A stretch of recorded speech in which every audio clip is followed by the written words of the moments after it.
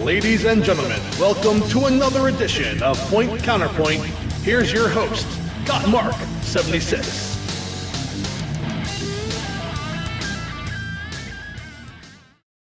Is today turn back the clock? We're here with an edition of Point Counterpoint. I am Got Mark 76, aka Mark Lindsay, and I am alongside my tag team partner in crime, Mr. Bob Stedford. Bob, how are you today, my man? I'm doing well, Mark. It is a pleasure to be back in the seat again, talking wrestling with you, whether we agree or disagree. We usually have a mutual understanding of what's good for the wrestling business. A lot more than that other guy who usually joins us, but he's usually in this that corner. Right. He's definitely not center square material. Well, it's been an interesting week, Bob, and that's why we decided to hop on for the Friday show here, is that this has been a pretty big week in professional wrestling, and I'm going to start with some pretty big news that's non-wrestling related, but it's going to transfer over, and that is that yesterday, the CDC announced a more leniency with mask wearing for those who were vaccinated, and we're already seeing the ripple effects in sports and pro wrestling that we're going to have live, full crowds really soon. It really seems like the world's opening back. I just read a report that WWE is now looking at, I believe it was July 15th to 18th, somewhere in that window to start touring again. AEW announced a full tour starting in July, and Double or Nothing on May 30th will have a full capacity crowd at Daly's Place, which I, for one, am really looking forward to. Same here. Baseball was one thing. Football is my favorite sport, and I could watch football with no fans in the stands, but wrestling needs the fans, and AEW kind of hit it better than I think any other promotion during the COVID time.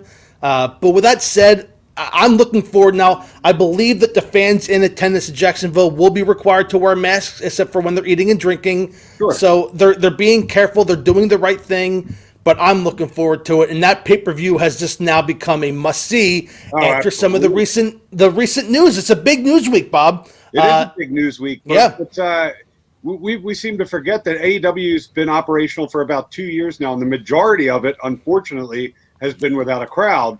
And I think the biggest robbery of that was Brody Lee's entire AEW run was in front of nobody.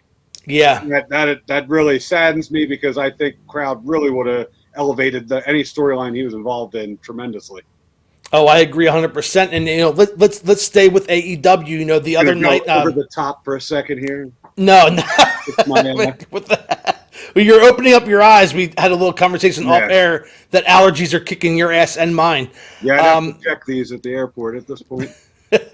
Look, last week we were on with the big man Dan, and we had our little booking to AEW Double or Nothing, and I hate to say I told you so, Bob, but I told you so. Miro is the new TNT champion. You did. I honestly enjoyed the surprise of it. And that match was hard-hitting last night and uncomfortable to watch at some points in time.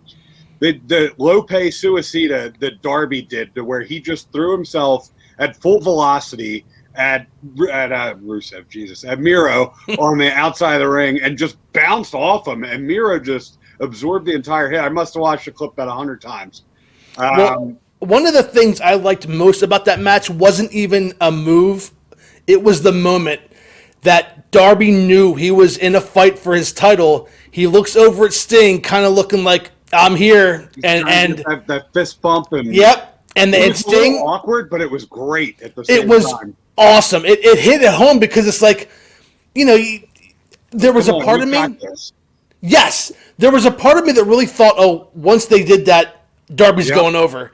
You thought it was going to make us as huge. And credit to AEW, because they did that. They had the near falls for Darby to give the impression that he was going to go over, but they did not do that. They did pull the trigger, giving Miro the title. They had me hook, line, and sinker that match. There were times where Darby's taken too much. He's definitely coming back to win. They're not done with his title. I had myself convinced Darby was going to win somehow, and I like that. I like being fooled. I like being worked. That's why we watch. It's fun to go along with the storyline. We suspend our disbelief for 2 hours. They really got me last night, and I appreciate that. And that was a really good match. It was a great match, and guess what? We have, it appears, a contender to that title. as Mr. Lance Archer and Jake Roberts made their way to the ring after the victory by Miro. And it seems like that's a match I really want to see. I want to see it too, but don't you think they need to heat up Archer a little more? And Archer really hasn't been doing much. Like, I like his work. I really enjoy Lance Archer. His promo work's gotten better. So I like the match on paper, but I think they need to heat him up before the pay-per-view. I would agree with that. Especially when you've got we talked about this on the show last week. Every other division is going by the ranking system. Mm-hmm. But where's the TNT title ranking system? How does that fall? Because I think you'd have to be the men's division 1 through 5. I would think the number 1 or 2 contender would be number 1 contender to TNT title as well. Well, and that's a great question. So, real quick before we go into a little bit further, you and I both thought that was an excellent Dynamite, correct? I mean, we said that was a great show. It was a near perfect show. I think it was a top 3 Dynamite. We can talk about your points. I know that we talked off air about some of the things that you did not like about it, but they made an announcement. Later? Oh no, we'll go into a little bit later because they made an announcement during Dynamite that they're going to have the Battle Royal. I forget what it's called. The Casino Battle Royal. So does the winner of the Casino Battle Royal get a TNT or World title shot? I think it's their choice. But okay. If you're granted that opportunity, why wouldn't you take the world title? Unless like a shitbag heel wins it and they're like, I don't want anything to do with Miro. I'll take my chances with Omega. Or, I don't want anything to do with Omega. I'll take my chances with Miro. Mm-hmm. Or you always have a tag team. Like it's a good way to elevate and tell a tag team story when you have one of them win that opportunity and the other one's expecting that he's going to use this for a tag title shot. I'm going to tell you what I think is going to happen. Let's see. I think you're going to have that Varsity Blondes versus Young Bucks match next week on Dynamite. Mm-hmm. I think it's going to be one of those close, but Young Bucks pull it out. They're definitely going to pull it out, but Moxley and Moxley Kingston and the Bucks don't need titles. Exactly. What's weird about this. So that's why I think Brian Pillman Jr. is going to win the Casino Battle Royal and get that tag team title match and get the varsity. And you could even have or this Wednesday. I don't know if that's where you're going with this. Have Moxley and Varsity Blondes. Yeah, this Wednesday. Yeah, so they already. So you can have right. You can have Moxley and Kingston cost the Bucks the titles. Yeah, and then give the Varsity Blondes a chance this week. Sure. So. The Bucks, they always say the champion, the wrestler should make the championship or the championship makes the wrestler. The Young Bucks are already made. They're not doing anything for that tag team title. We're in a situation now where we need somebody to make those tag team titles. And I honestly don't think they should have ever taken them off FTR. And FTR should have been like the TV champions of tag teams where they have to defend the belt on Dynamite every week, like a 10-minute time limit or whatever. And old school ways, the way a TV title should be defended. But the Bucks are just, I don't know. They don't need the belts. They're bigger than the belts. They are. And, this whole Kenny Omega and Elite, we'll call it the Elite group, kind of had like different, like you kind of thought, okay, we don't trust the Good Brothers. There was a point in time where we just knew the Good Brothers were going to turn and Omega and but then they kind of just pulled the trigger and had the Bucks go full heel. And I think that's very refreshing. I like this angle. I like this storyline because they are some conceited a-holes, and they're playing the parts very well. And I think it could go the other way, where they turn on Gallows and Anderson whenever this working relationship ends or whatever. Because everybody seems to forget, but they're still under Impact contract. Right, they are, and it's funny you mention that because Thunder Rosa is still under NWA contract, but she is the number 2 contender to the women's championship. It's really. Speaking of Thunder Rosa, that's a good current events topic. Did you see what happened on Power this week? Is she fighting Camille? Is that what I saw? She was fighting Camille with a very interesting stipulation. If Thunder Rosa loses against Camille, she's not allowed to work for any other company other than NWA. Oh. And to me, that's really unfortunate because, I don't see her beating Camille because Camille's on the come up. And I'd hate to see Thunder Rosa not in AEW anymore. I think that's a better spot for her. Nobody's watching NWA, especially under their new pay format. There's too much free wrestling out there. I saw their numbers recently, and they're not great.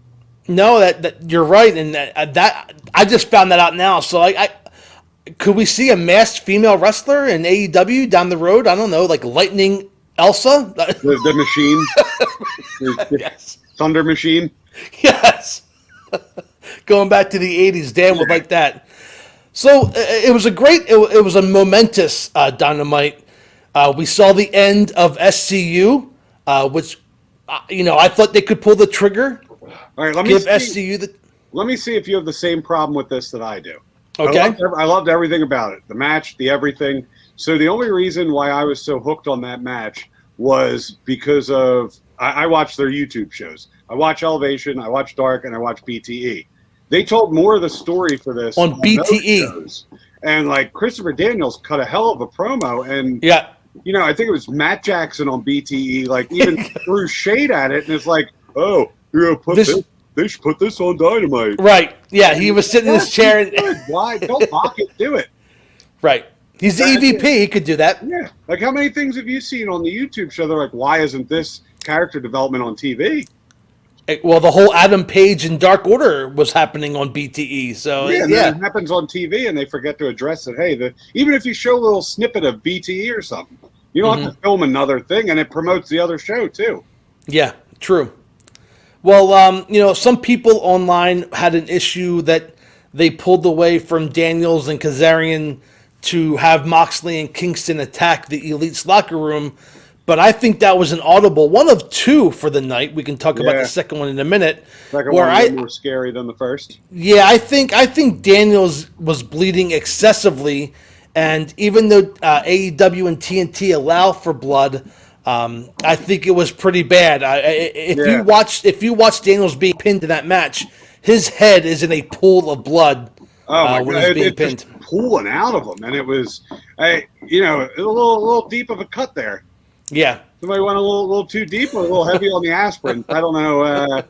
I don't know which, but I think New Jack did it. I don't know. Yeah, it's mass transit too. So what I thought was good. I think they cut away to make sure Daniels was okay before they kept the cameras rolling, because I think they really learned from the Matt Hardy incident at the pay-per-view, and with him, if you didn't see it, Matt Hardy got shoved off a forklift, hit head first on the concrete, and they kept the match going. He was definitely concussed, couldn't get his legs out from under him. Anybody watching could tell. They let him continue the match. I think since then they've been a little bit more cautious in taking care of talent, which is good. It's always a plus. I wanted to hold off on the second issue for later in the show, if that's okay, sure. Bob. Yeah, we'll get into it. Moving on, what was the one thing that you had an issue with last on this past Wednesday's episode? Cody Rhodes, good old honky tonk, American Pie, Eagles music, like I am Mr. America promo. Ugh. He's the American Dream. What are you talking about? Now he's the American Dream, but that was a fucking nightmare of a promo. I just, it's a weird time in society and life to be doing this patriotic promo. I'm not going to cut too deep on this, but, there's a lot of different viewpoints now. Like, it's not like it was 2001 when you could do like a Middle Eastern character like Muhammad Hassan and do some sort of gimmick like that, because we had beef with Afghanistan. We're warring. We're at war in Afghanistan. Right now, when's the last time anybody's had a beef with somebody for being English? 1700s maybe? Yeah, like we're a little bit removed from that. There's really no beef there. Like, why do I give a shit? Cody was buried under the flag last week, so it was a playoff of that. And see, I did not have a problem with Cody's promo. I thought I'm going to get myself in trouble here. I think Cody is a refreshing character on AEW because he fits what I'm looking for in modern wrestling. He gives the old school. He's always involved in old school feuds. He says the old school things, but he's new school. And I didn't have a problem with it like a lot. And trust me, Bob, you're not the only one. I saw it all over my Facebook page, our Facebook feed today, about how horrible that Cody promo was. And they pretty much were aligned with you with the, why America, why this. And the false patriotism or whatever yes. you call it. Well, that's kind of my point. I have no problem with anybody being a patriot. Hell, Bret Hart was a Canadian patriot. Kurt Angle was an American patriot. But that was his that was their character the whole time. I don't know why Cody felt the need to turn it on now versus just having it, Was this just one really contrived way to get to calling him the American Dream, Cody Rhodes now? I absolutely, for one match only, absolutely. I mean, is it going to be one match only? Oh yeah, or is he the American Dream?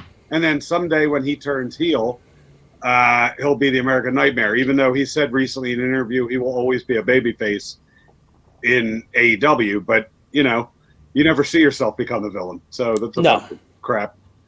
And he's going to undo his I can't challenge for the title. It's going to happen someday. The whole patriotism thing, and I will bet. I'll make a gentleman's bet with you. $1. At Double or Nothing, he comes out dressed like Apollo Creed. I'll make a gentleman's bet he's wearing red and white polka dots. All right, I'll take it. Jake on it. He's going to wear red, white, and blue polka dots. You want full Apollo Creed. Red, white, and blue, everything. Red, white, blue out the ass. Well, no, we agree on that. The red, white, and blue, I agree. He's not wearing Apollo Creed. He's not wearing stripes. He's not wearing the boxer shorts. You're going to Venmo me that $1 immediately. Okay, I'll bet you on the top hat. That ain't happening. Yeah, all right. Have that $1 ready. I didn't have an issue with it like you did, but like I said, a lot of people did. To me, it was Cody, because of that stipulation, that stupid stipulation about the world title. It was way too early in the company. Way too early. And I'm not saying that I want him to be world champion, but it just like when he comes out, you're just wondering, okay, what's he gonna do? I mean, he's already won the TNT title. He was the first TNT champion. So I mean, what's he gonna become, a 16-time TNT champion? Exactly. I mean, it's kind of like, I would have rather him said, hey, look, Dustin, let's team up and win the tag titles. That would have been interesting because it's the Rhodes going for gold, and then you could pull at the heartstrings of the fans because they had us at that pay-per-view with that bloodbath of a match and the hug at the end. I was emotional watching it. Mm-hmm. It was everything I had wanted, and that's what they wanted in WWE when they were both there. They wanted to have that match together for their father. Never happened because they never saw anything in it. Typical WWE. But that's enough digs there. That's what I want too. And then you tear them apart again where Cody's the shitbag heel. And you already have the audience in the palm of your hand. Yeah, I kind of really thought that's where this Kenny Omega storyline was going to go. That Omega was just going to be this, he beat everybody through the company, and that Cody was the last person. And I thought they could have done one of two things. Either they had Kenny be so cocky and confident that he challenges Cody to a title match, or Cody does the whole, I'm going to, loophole and get out of this. And then kind of have Cody, well, my idea is kind of takes another turn, is that you have Cody beat Omega, but then you have all of them. You have the Elite. You have Cody as the leader of the Elite. Yeah. And then Omega kind of just, maybe focuses on the IWGP title or, something else. Go on excursion for a little. Yeah, exactly. Right. Hey, Cody, you take care of things in AEW. I'm going to go back to Japan for a little bit. Yeah, we'll do some recruiting or something like that. Yeah, right. Yeah, and send the Good Brothers over with them. I mean, it would have been. I still think that could happen. I just think the certain storylines have to play out first. But I kind of see it going there, because. Yeah. And technically they're heels, but they're not like, heels. They're just cocky. They're just, And just to circle back to Dynamite, we're glossing over something. Stadium Stampede 2. Oh, okay. Thank you for saying that. We're yes. Stadium Stampede 2 again. You and I were big fans of the original Stadium Stampede. What a match full of memories. I remember Hangman Page riding across the football field on a horse. Yeah. I remember Omega and Page making up and having that shot of beer with a shot of milk. The bar fight, amazing. Matt Hardy coming out of the pool as different characters. The version 1 and everything, and it was wonderful. And then you had the golf cart chase again. It's so much fun. But the one question I had, to me, Stadium Stampede is so much fun, it's almost silly fun. Is that too silly of a match for this blood rivalry? Well, they're already asked backwards because they had a War Games match as their first interaction. The blow-off was the introduction. Yeah. I think a blow-off is going to be a standard one-on-one MJF Jericho match again. That's what it seems like. But no, I don't think we need to get there. I don't think we need to. Well, I think you said it last week. I would have preferred, we got a lot of matches signed this week for Double or Nothing, but nothing about FTR, nothing about, Pride and Powerful. Well, they are. They're all in the Stadium Stampede, too. Oh, okay. They're not breaking it down into individual matches like we had hoped. Right. And that's kind of my point. I'm all about Stadium Stampede. Does it have to be a Double or Nothing? There's other pay-per-views down the road that they could have done that for. I think you need to that next Clash of the Champions style show with Stadium Stampede. Call it Stadium Stampede or Spring Stampede if that name's not trademarked. You could do AEW Spring Stampede. A little homage to Dusty as well. That was one of his concepts. Some of those pay-per-view titles are available. I don't remember which ones. But... Yeah, and they already pocketed a whole bunch of them, so who knows what the next special will be. I'm looking forward to it. I think, does Inner Circle even the odds? Because if Inner Circle loses, they have to disband. They have to, right? And then because then maybe where they carry on the beef as like a tag team, a singles, another singles, and another singles. I think they just go. That's when we finally got our FTR and Santana and Ortiz that we're looking forward to. I think so, and we had mentioned this before. The summer months usually do really poor in the ratings, and with traditionally bad.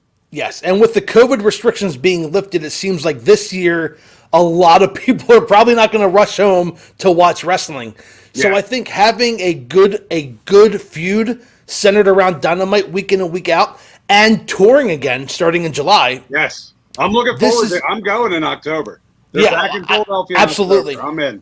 Yep, I'm in too, and I just think that if you have the Elite versus Inner Circle in those, mix it up. Have MJF go against Santana one-on-one. Sure. You can mix up, but have them involved for the duration of the summer, and have that big blow-off match. I guess in November is Full Gear. And have that be their big, okay, loser must retire. Yeah.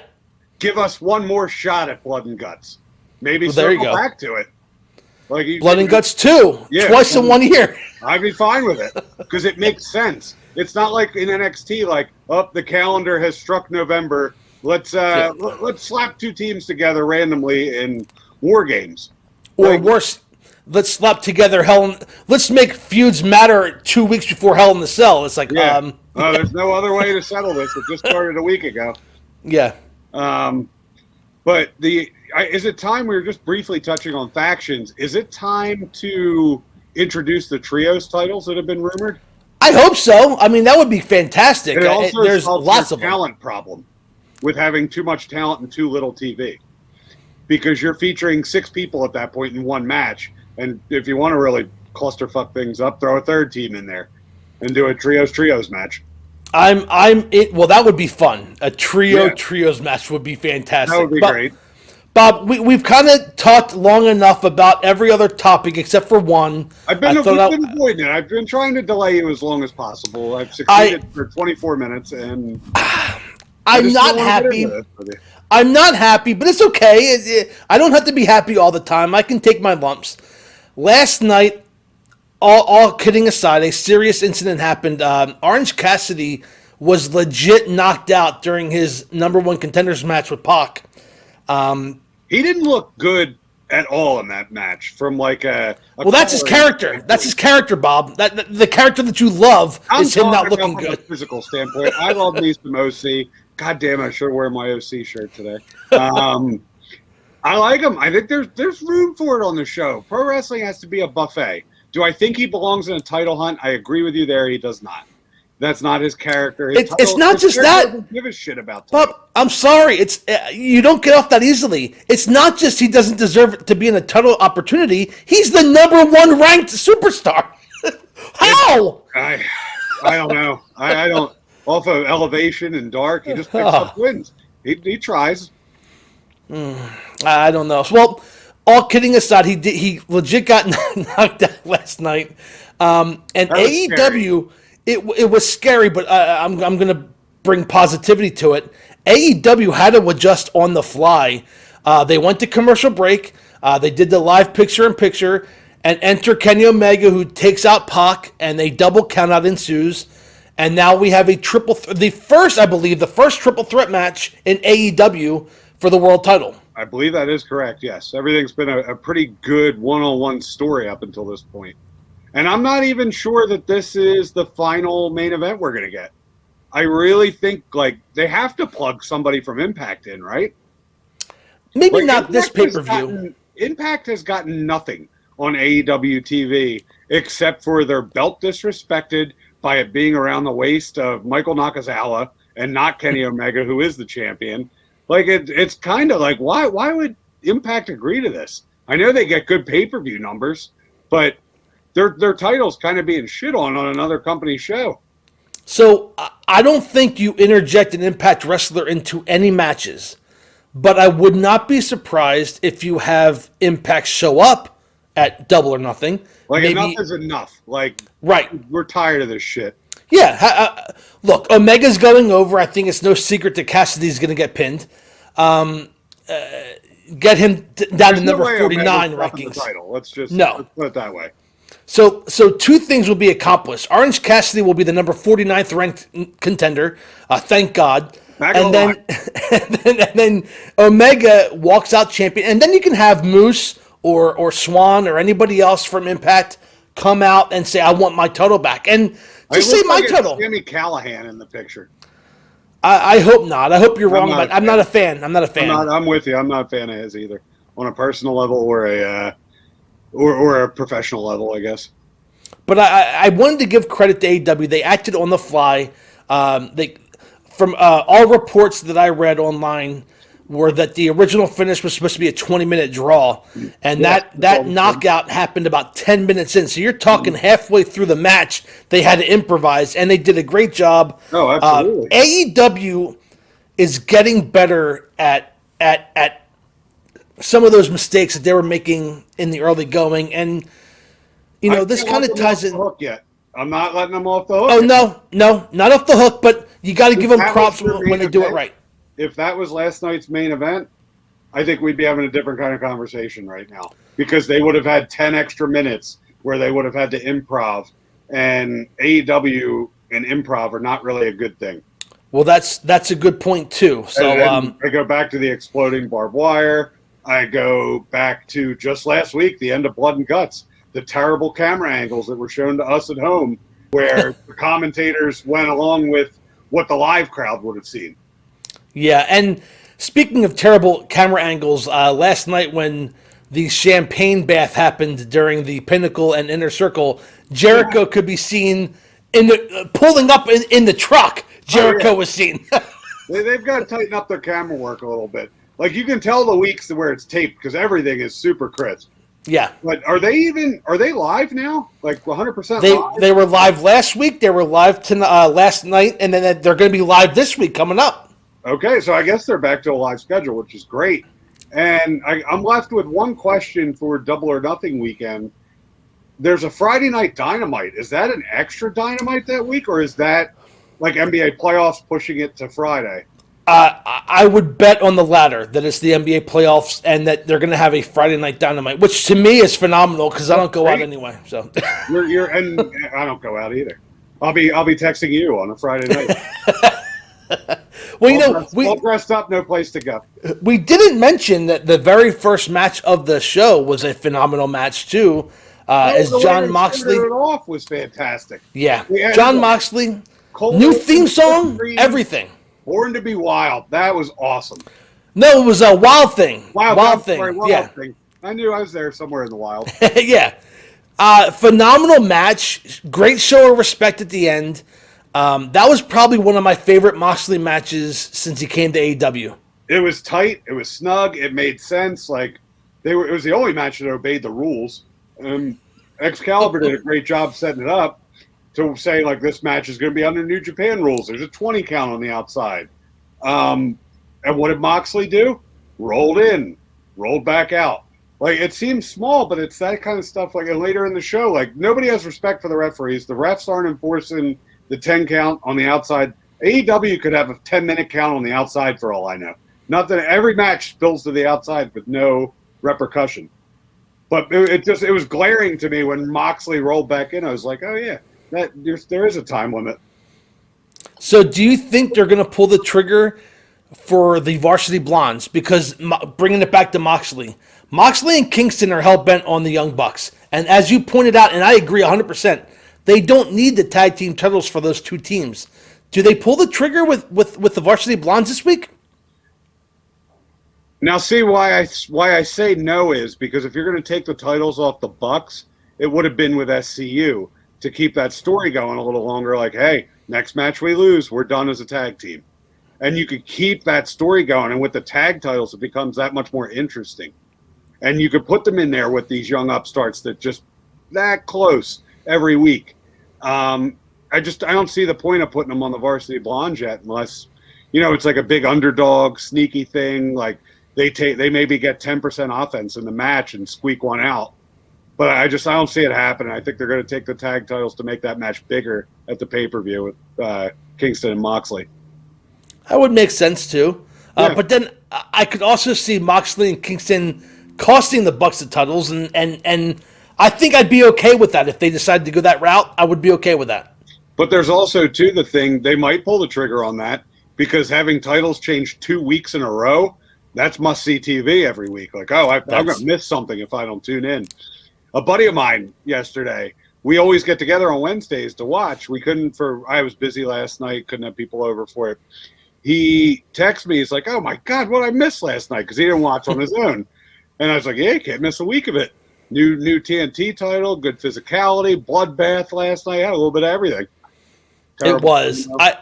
I thought it was a great balance of backstage promos, in-ring promos, matches. I mean, everything that happened that was important had a chance for the crowd to like regroup, or us watching at home to regroup.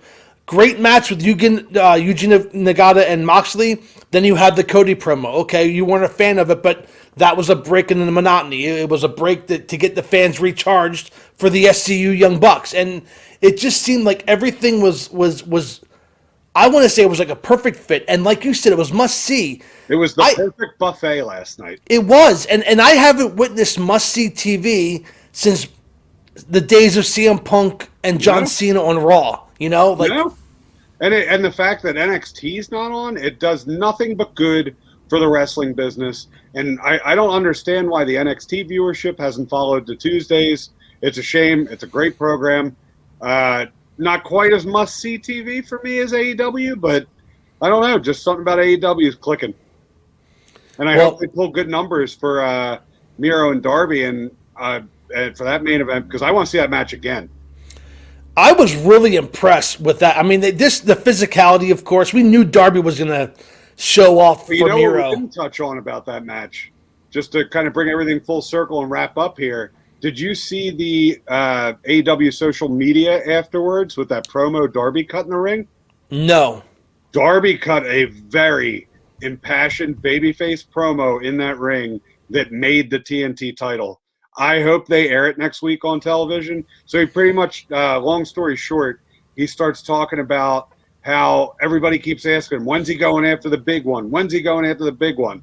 Well, to him, he doesn't give a shit about that. The TNT championship is what he cares about. It's all he needs.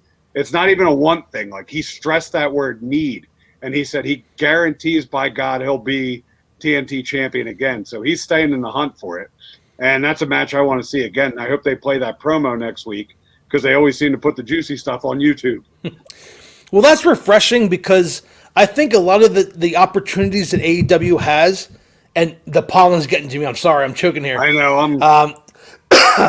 A lot of the opportunities that AEW has, they're not utilizing, and that's rematches. A lot of times these one-off matches happen, and you think it's the beginning or it could be a continuation of a feud, and it just drops off. Scorpio Sky is the most recent. I mean, they're circling back to it now, but for weeks they just got away from it. And Lance Archer is another example of that. He's a victim of, I lost that title, I'm going to go into dark obscurity. Right. And he's just starting to do stuff again.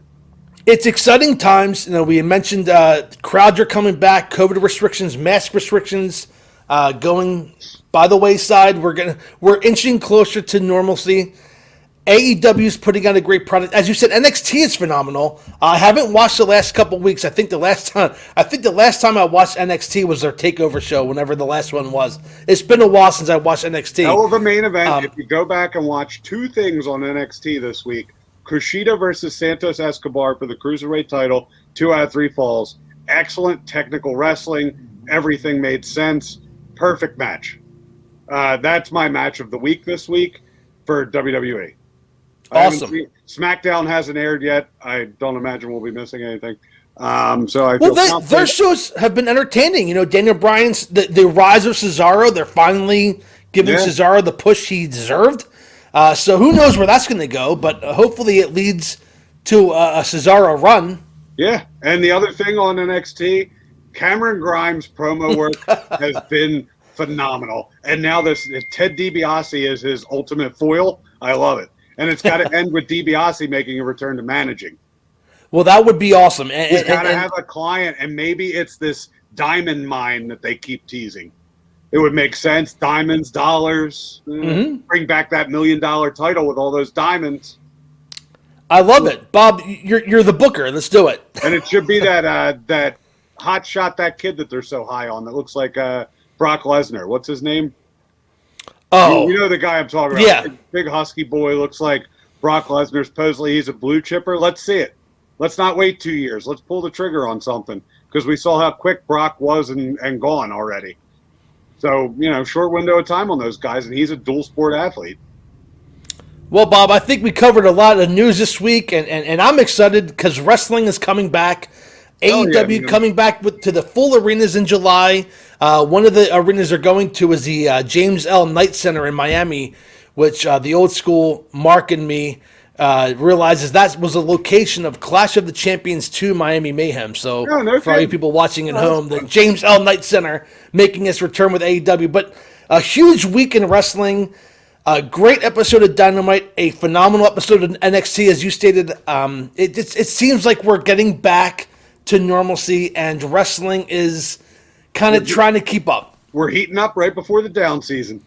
That's the sad but true. So but maybe with fans, summer, I think we're going to keep it going. With fans in the stands, I think the momentum will be kept. Listen, Bob, thank you for joining us here. It's always a pleasure to be talking wrestling with you. And we actually both got words in edgewise because that third person wasn't on. Listen, for Bob Stedford, I am Mark Lindsay. Hit that subscribe button below. We're going to give Danny J some props. We're going to post this on the Wrestle Talk Unrestricted Facebook page. If we don't make the thumbnail a nice ass, he'll never see it. That's true. That's it. And let's talk about that. He has some things for girls who look like their fathers, but that's another topic. How much time we got? The whole episode on its own. Next week on Counterpoint, Danny J's perversions. For Bob Stedford, I am Mark Lindsay, got Mark 76, and we'll see you all at the matches. Good night, everybody. The proceeding was brought to you by Got Mark 76 in association with That Way Cool Wrestling Show. Please subscribe to Got Mark 76 and DJB Productions Network on YouTube.